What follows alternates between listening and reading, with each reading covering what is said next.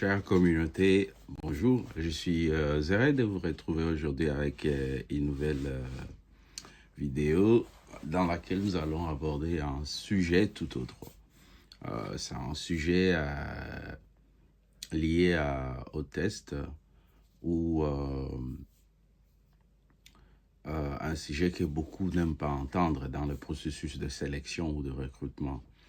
Au fait, je ne cesse de recevoir dans mon réseau des messages, de demandes de personnes qui voudraient obtenir des modèles ou des tests déjà passés pour certains postes.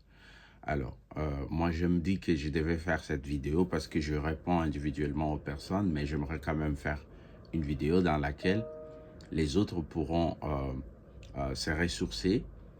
Je pense qu'on ne réussit pas un test d'embauche par miracle, mais par compétence. Ça veut dire qu'il faut mériter déjà le poste lorsque vous voulez postuler. Donc, envoie-moi les tests, par exemple, les derniers messages pour l'assistant RH.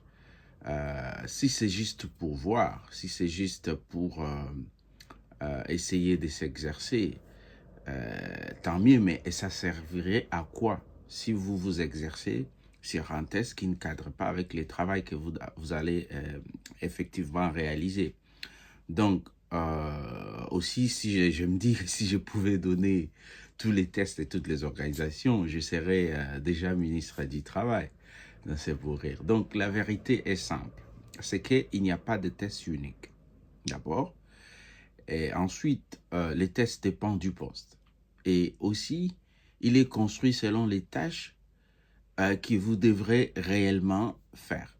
Si vous me demandez un modèle de test où on avait pris un assistant RH en charge de formation, en charge de l'administration et en charge de protocole, voyage, ça ne vous servirait à rien si vous êtes un assistant RH qui sera en charge de l'administration de paye, de la déclaration des taxes et impôts, la fiscalité et autres.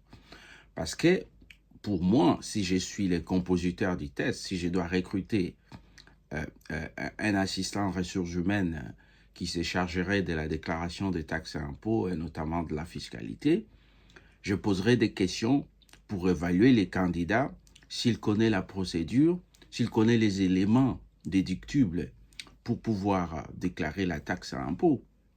Donc, si les postes demandent de faire des tâches telles que je l'ai décrit, vous devez juste faire des analyses et préparer votre test ou entretien sur base des rôles et responsabilités, sur base des tâches, parce que le test sera fait pour évaluer vos capacités à réaliser ces tâches bien définies. Donc, les recruteurs ne peuvent pas savoir si vous êtes... il n'a pas besoin de savoir si vous êtes motivé pour le test. Le test, c'est pour évaluer si vous êtes capable de réaliser ou d'accomplir les tâches. C'est à l'entretien qu'on pourra peut-être avoir une ou deux questions pour poser et à savoir si vous êtes motivé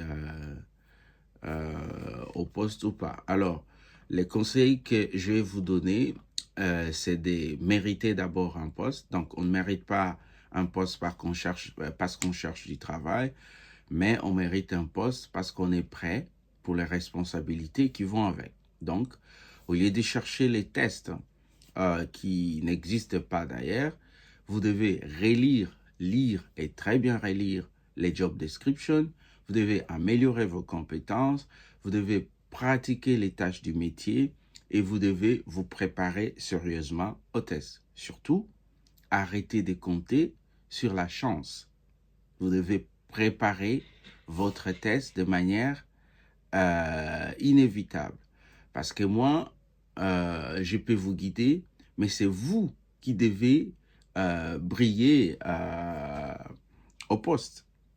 Donc, je vous souhaite une très bonne chance et un très bon courage. Je vous convie de préparer vos entretiens.